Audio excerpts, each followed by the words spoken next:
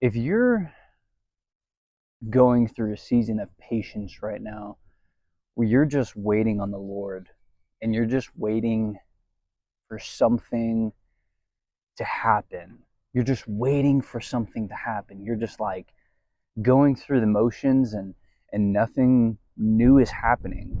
You're not really learning, anything new. You're not having any big revelations from God. You're kind of just going through the motions and your faith is almost being tested. Just spend a few minutes with me today, and we're going to be talking about that. So I got some notes, so I'm going to be kind of going back to these a little bit. Psalm 37, verse 7 says, "Rest in the Lord and wait patiently for him. Do not fret because of him who prospers in his way, because of the man who brings wicked schemes to pass. Cease from anger and forsake wrath. Do not fret, it only causes harm. For evildoers shall be cut off, but those who wait on the Lord, they shall inherit the land. For yet a little while, and the wicked shall be no more. Indeed, you will look carefully for his place, but it shall be no more. But the meek shall inherit the earth, and shall delight themselves in the abundance of peace." Now, I know that right there talks a little bit more than just waiting on the Lord and being patient. It says wait on the Lord and be patient with the Lord. But it also talks about other people, right? The wicked, if you will. And the reason why I wanted to bring that one up is because it's so easy when we're in a season of patience and in a season of waiting, that when you're crucifying your flesh and you're just going through the motions, or more than going through the motions, I mean, you're quite literally picking up your cross and crucifying your flesh. You're having to walk out on faith. And you're seeing all these other people move up in life, and you're seeing all these other people, maybe even enjoying their sin. And it's so hard to stay disciplined and to stay waiting on the Lord. It's like, God, all these other people are doing this, and I'm still just like working the same job, and I'm still going to the same home every day, and saying the same prayers, and it's difficult. It's hard. You have to have patience. Now let's define what patience really is. Um, Patience oftentimes is what we think of it as, just waiting, and that's it. You're just waiting. But patience is more than just waiting. There's a reason that the waiting is happening. Being patient means that you are waiting for something. I heard this analogy pretty recently, and I'm going to kind of use the same analogy with a little twist on it. So we're patient when it comes to waiting for our food at a restaurant, right? We're going to wait for our food. I mean, sometimes we want it to hurry up, right? And that's why they give us rolls or, chips at certain restaurants, to tide us over our appetite. But we have to be patient for our food to come out. But we know our food is going to come out, so we're going to be patient because we know that it's going to be good. And so with the Lord, it's not a matter of just waiting around because you're just in a season of waiting, season of patience, right? Because there's a time and a season for everything.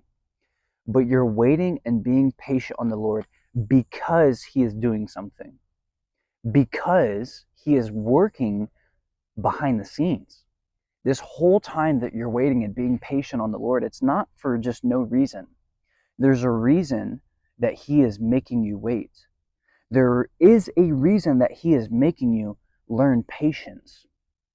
This actually makes me want to go to, where is it at? James chapter 1, verse 2 through 4.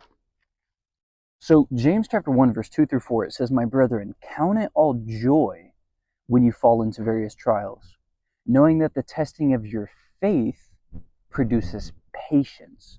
But let patience have its perfect work, that you may be perfect and complete, lacking nothing." So it actually defines patience as one of the steps to being perfect and complete, lacking nothing. And when you're in a season of patience and when you're having to wait on the Lord, it says the testing of your faith, because oh boy, your faith is going to be tested. When nothing is happening, when you're a season of patience, your faith is going to be tested. Because boy, oh boy, it's easy to have faith when everything is happening, when all things are coming your way, when you're always having revelation, you're just like on fire. Oh boy, it's easy to have faith. But are you still going to have that same type of faith when you're being tested in your patience, when you're being tested in your faith? Nothing new is happening. You're working at the same job. You're going to the same home. You're reading the same verses that you read 20 times or more. Patience. Patience is doing something inside of you. It's building you to trust in the Lord. Patience is not just waiting around. Patience is building you to trust and hope in the Lord that He is good. So many verses, so many scriptures are based around patience, but we live in a world who does the exact opposite of patience. Everything's instantaneous.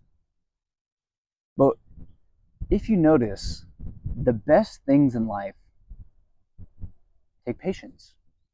Now, the question is how do you have that type of patience?